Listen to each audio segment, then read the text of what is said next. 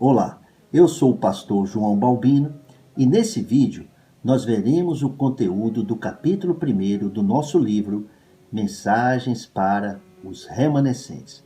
O tema deste primeiro capítulo é Aqueles que permaneceram, permanecem e permanecerão. Nós veremos que os remanescentes são pessoas que possuem aquilo que é o principal. Eu pergunto, que é o principal? O principal é o relacionamento pessoal e de intimidade com Deus. O relacionamento pessoal com Deus é a chave para a vida bem-aventurada. O relacionamento pessoal com Deus é a chave para a jornada da aliança que salva a família e salva o campo. O relacionamento pessoal com Deus é a chave de tudo. Vamos para o vídeo da mensagem. Aqueles que permaneceram, permanecem e permanecerão. Leamos Romanos capítulo 11, versículos de 2 ao 6. Deus não rejeitou o seu povo, o qual de antemão conheceu. Ou vocês não sabem como Elias clamou a Deus contra Israel, conforme diz a Escritura? Senhor, mataram os teus profetas e derrubaram os teus altares. Sou o único que sobrou e agora estão procurando matar-me. Qual foi a resposta divina? Reservei para mim 7.000 homens que não dobraram os joelhos diante de Baal. Assim, hoje também há um remanescente escolhido pela graça. E se é pela graça, já não é mais pelas obras. Se fosse, a graça não seria graça. Nos dias do profeta Elias, os israelitas haviam afundado em tão profunda apostasia ao ponto do homem de Deus protestar perante o Senhor que ele era o único profeta fiel que havia restado em sua geração. Sou o único que sobrou e agora estão procurando matar-me. Versículo 3. Deus corrigiu Elias. Disse, reservei para mim 7.000 homens. Versículo 4.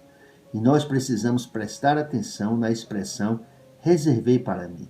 Em seguida, nós vemos que, como fez nos dias do profeta Elias, de modo semelhante, Deus fez nos dias do apóstolo Paulo e também faz em nossos dias, pelo que diz Romanos 11:5. Assim, hoje também há um remanescente escolhido pela graça. O emprego da expressão escolhido pela graça enfatiza que é Deus que faz os remanescentes existirem em cada geração. Em outras palavras, Deus reserva para si, escolhe pela graça, elege remanescentes fiéis, pessoas como o remanescente Elias ou como o remanescente chamado Paulo de Tarso, que após o seu encontro com o Senhor Jesus, teve a conclusão da sua vida em Cristo e progrediu para se tornar o mais influente entre todos os apóstolos e uma grande bênção para o povo de Deus ao longo da história da igreja. Eu pergunto, quem são os remanescentes? Os remanescentes são aqueles que permaneceram, que permanecem e que permanecerão. Os remanescentes são aqueles que não se corrompem. Os remanescentes são aqueles que, mediante a graça de Deus, tomam posse do pacto, se aferram ao pacto, tomam posse da aliança. Qual é a aliança? A aliança é Deus está junto conosco.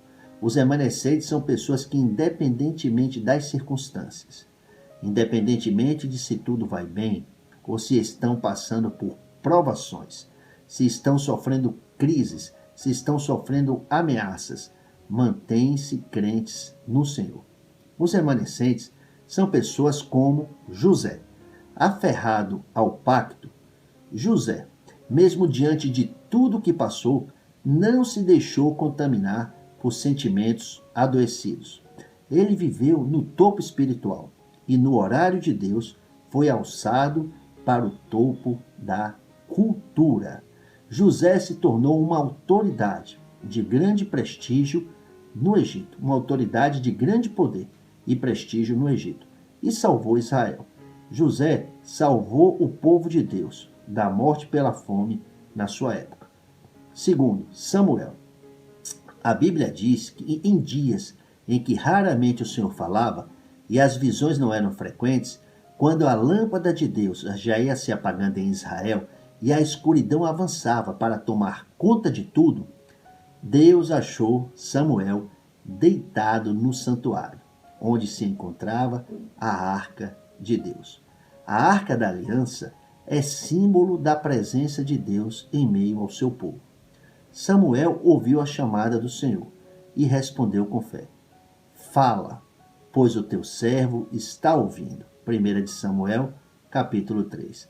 A expressão sintetiza o que foi a vida daquele profeta.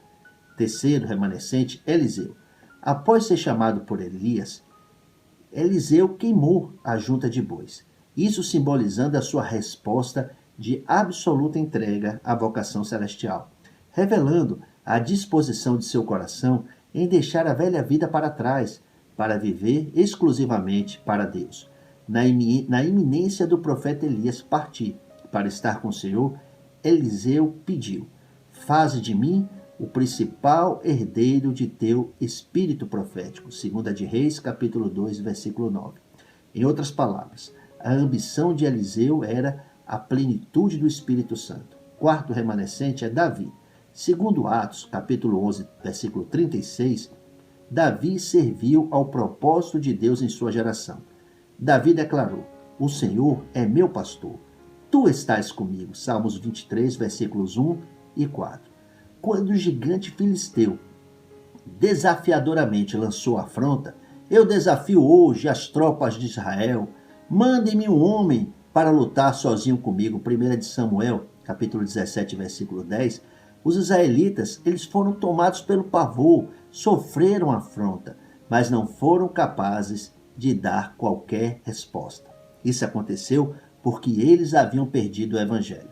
Mas Davi, que havia tomado posse do pacto, que havia tomado posse da aliança, que sabia o que Deus havia preparado, sabia que o Senhor era o pastor de Israel, sabia que o Senhor estava junto, Davi corajosamente afirmou: Você vem contra mim com espada, com lança e com dardo, mas eu vou contra você, em nome do Senhor dos Exércitos, o Deus dos exércitos de Israel, a quem você desafiou.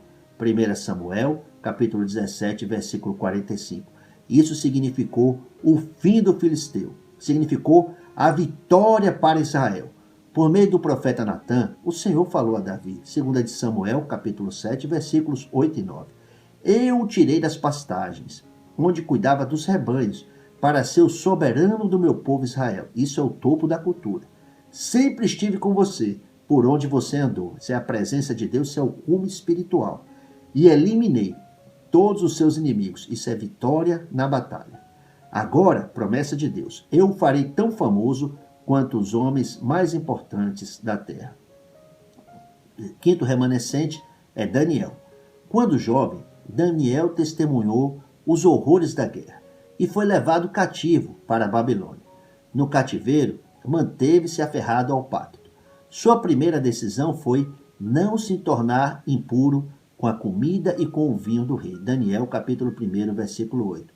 Aquilo que algumas pessoas mais ambicionam, viver em grande estilo, comer e beber das mais finas iguarias, provar as coisas aprazíveis da mesa do rei, Daniel desprezou isso desde o começo, desde o princípio. Daniel soube como viver em Babilônia. Conservou a sua identidade e uma vida devocional consistente. Não era um homem ressentido nem amargurado. Ele tinha a sua cura.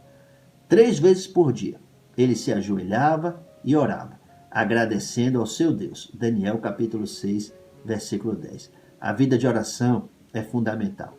Daniel viveu no topo espiritual e foi elevado para o topo da cultura. Iniciando com o reinado de Nabucodonosor, Daniel serviu um total de 5 reis babilônios e 2 reis medo-persas. No governo de 3 deles, Nabucodonosor, Belsazar e Dário, Daniel serviu como primeiro-ministro. Sexta remanescente é Esté.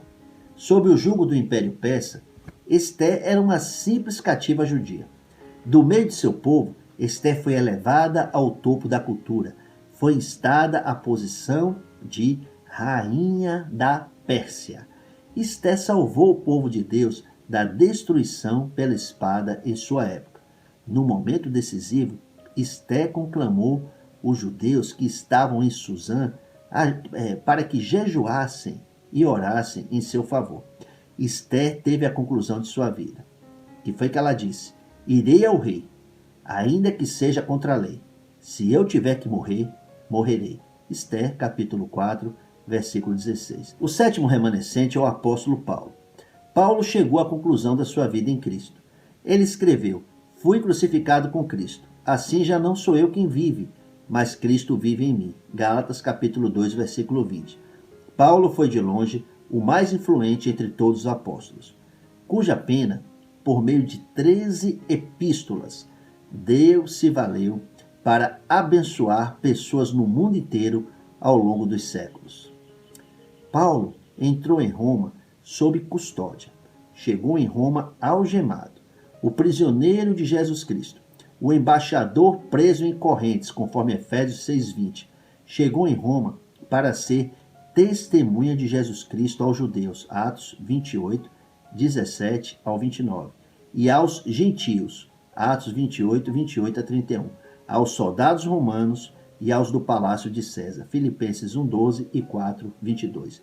Dentro da perspectiva do apóstolo Paulo, nós podemos dizer que Roma era os confins da terra de seu tempo. Olhe mais uma vez para a lista acima e note que os remanescentes são pessoas que possuem aquilo que é o principal, que é o relacionamento pessoal com Deus. O relacionamento pessoal com Deus é a chave para a jornada bem-aventurada. O relacionamento pessoal com Deus é a chave para a jornada da aliança que salva o campo. O relacionamento pessoal com Deus é a chave para tudo. Os remanescentes salvaram os campos onde eles estavam. E ainda que muitas vezes tentaram impedi-los, tentaram parar eles, não conseguiram pará-los. Os remanescentes são pessoas como você, pessoas que Deus ama e por quem Jesus Cristo se entregou para morrer na cruz. Os remanescentes são pessoas como você, que Deus conduziu para junto dele. Os remanescentes são pessoas que sabem que Deus está junto em todos os lugares, junto em todas as circunstâncias e em todas as interações com seus semelhantes. Os remanescentes são pessoas que encaixam suas vidas dentro do plano de Deus. Os remanescentes são pessoas que se oferecem, se entregam dentro daquilo que Deus quer. Os remanescentes dão testemunho de Jesus Cristo como Deus Salvador. Os remanescentes são pessoas, digo mais uma vez, como você, pessoas chamadas por Deus para serem uma bênção, além de sua geração. Uma bênção para outros remanescentes. Os remanescentes são pessoas por meio das quais Deus dá sequência ao seu plano absoluto de salvar pessoas de todas as nações ao longo dos séculos. Eventualmente, podemos nos sentir sozinhos e cansados, por considerarmos que estamos lutando contra poderes, batalhando contra forças hostis que não arrefecem jamais, pelejando contra poderes que estão entranhados na sociedade, que por meio da economia, da cultura, da mídia, seguem perpetuando a sua nefasta senda. O remédio perfeito contra todo tipo de cansaço e desânimo é somente Jesus Cristo. Disse Jesus, Mateus capítulo 11, versículos 28 e 29. Venham a mim todos que estão cansados e sobrecarregados, e eu lhes darei descanso. Tomem sobre vocês o meu jugo e aprendam de mim, pois sou manso e humilde de coração, e vocês encontrarão descanso para as suas almas. Promessa de Jesus Cristo no Novo Testamento não pode falhar. Quem tem Cristo tem paz. Quem tem Cristo encontra descanso. Nós não devemos de maneira nenhuma viver pelas circunstâncias, mas devemos viver pelo Evangelho. Significa tomarmos posse do pacto, confessarmos o Evangelho todos os dias, sem faltar um, confessarmos que o Deus Todo-Poderoso está perfeitamente junto conosco, confessarmos que Deus está no controle de tudo está no controle das nossas vidas e das circunstâncias que enfrentamos, e seguirmos orando, seguirmos louvando, seguirmos testemunhando, seguirmos dando culto. Deus está junto com você. Eu te recomendo a graça de Deus. Você é um remanescente escolhido, chamado para perpetuar a boa nova de Jesus Cristo, chamado para salvar as pessoas no campo e abençoar vidas por meio do Evangelho para a eternidade feliz com Deus. Abençoar também as futuras gerações. Oremos. Por favor, repita comigo. Pai, que eu possa tomar posse do pacto todos os dias, confessar que o Senhor está perfeitamente junto comigo e dar glórias ao Senhor em todas as coisas. Eu oro em nome de Jesus Cristo. Amém. O tema do próximo vídeo é o problema espiritual. Até o próximo vídeo. Graça abundante.